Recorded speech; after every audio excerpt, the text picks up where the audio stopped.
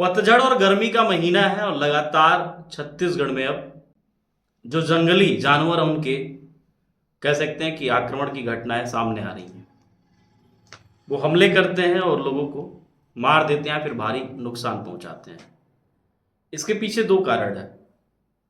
अमूमन जो मई और अप्रैल का महीना होता है वो पतझड़ का महीना होता है। पतझड़ के महीने में जो पत्ते होते हैं सूखते हैं, झड़ते हैं।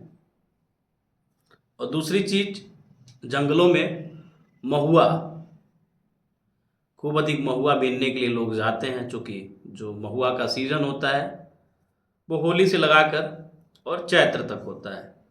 मतलब वही मार्च अप्रैल तक महुआ ठीक ठाक गिरता है। खास करके वनों में जो ग्रामीण होते हैं और आदिवासी लोग होते हैं वो जाके महुआ को बीनते हैं, उसको बेचते हैं, जिससे कुछ पैसे आते हैं और फिर उनके घर की रोटी दाल चलती है।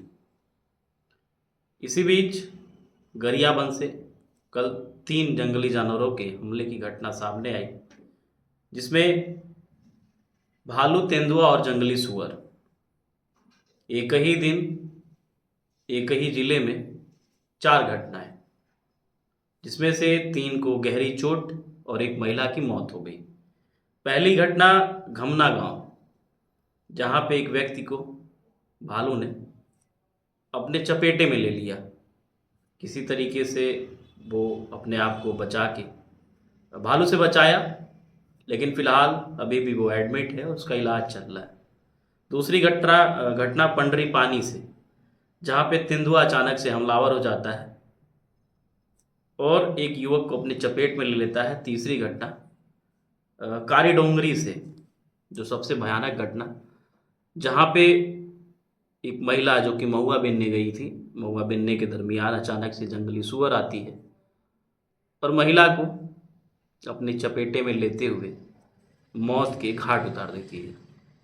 अमूमन बात करें छत्तीसगढ़ के भौगोलिक संरचना की तो करीब 45% भूभाग पर बना आच्छादित है ये पूरा प्रदेश। और जो बेहद ही कह सकते हैं कि घनी आबादी, जहाँ पे माफ करिए, जहाँ पे काफ़ी अधिक वनों की संख्या है, जो ज़िले हैं जैसे गरियाबंद हो गया, बस्तर का इलाका हो गया, बलरामपुर हो गया, सरगुजा का क्षेत्र हो गया, जहाँ पे काफ़ी अधिक वनों की संख्या काफ़ी अधिक है और वहाँ पे आदिवासी बाहुल्य इलाका भी है।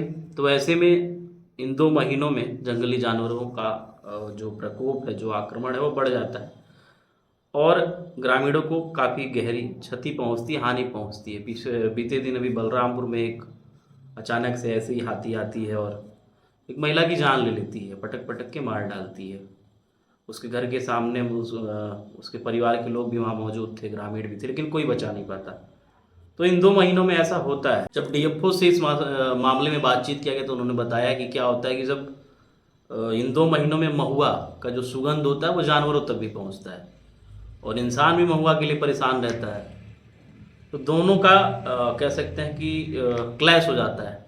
उसी महुआ को बीनने के लिए इंसान पहुंचता है और उसी महुए की सुगंध के बाद उसको खाने के लिए जानवर भी पहुंचता है। और एक चीज़ और भी है, महुआ खाने के बाद जानवर जो है मदहोश हो जाते हैं, उनको समझ नहीं रहती क्या कुछ करना है। हाथियों के साथ भी ऐसा ही होता है। जब हाथियां झुंड में चलती हैं और इस महीने में जब पतझड़ होता है, जब उनको कुछ हरा चारा खाने को नहीं मिलता, पत्तियां नहीं मिलती, वो महुआ का सेवन करती हैं, जिसके बाद वो मदहोश होकर कुछ भी तांडव करती हैं। तो ऐसी घटनाएं आती रहती हैं। वन विभाग का सख्त निर्देश है कि महुआ बीनने के लिए आप लोग अंधेरे में, क्योंकि क्या होता है कि रात में महुआ टपकता है पेड़ों से और सुबह सुबह ही जो ग्रामीण होते हैं वो पहुंच जाते हैं महुआ बीनने के लिए। तो डीएफओ का भी सख्त निर्देश है कि आप लोग सुबह सुबह अंधेरे में महुआ बीनने के लिए मत जाएं और कोशिश करें कि झुंड में जाएं। और अभी कुछ दिन तो बचें, चूँकि जंगली जानवरों का प्रकोप है और ऐसे में गहरी हानि, क्षति हो सकती है। फिलहाल इस मामले में जो मृतक महिला है, उनके परिजनों को 25,000 रुपये देने का उन्होंने ऐलान किया है। सुनिए क्या कुछ कहते हैं। 2 अटैक के मामले आए, सुअर ने अटैक किया है, क्या है उसमें? 2 मामले आए थे, एक मेल है और एक फीमेल है, जिसमें से मेल जो है वो स्टेबल है, उसको ज़्यादा इंजरी नहीं थी। जो फीमेल है उसका काफ़ी मसल एवर्जन था और काफ़ी ब्लड लॉस हो गया था। जिसके कारण उसकी मृत्यु हो गई इलाज के दौरान। फीमेल है, उनको रायपुर रेफर किया गया था, पर उनको ले जाने से पहले ही उनकी इलाज के दौरान यही मृत्यु हो गई।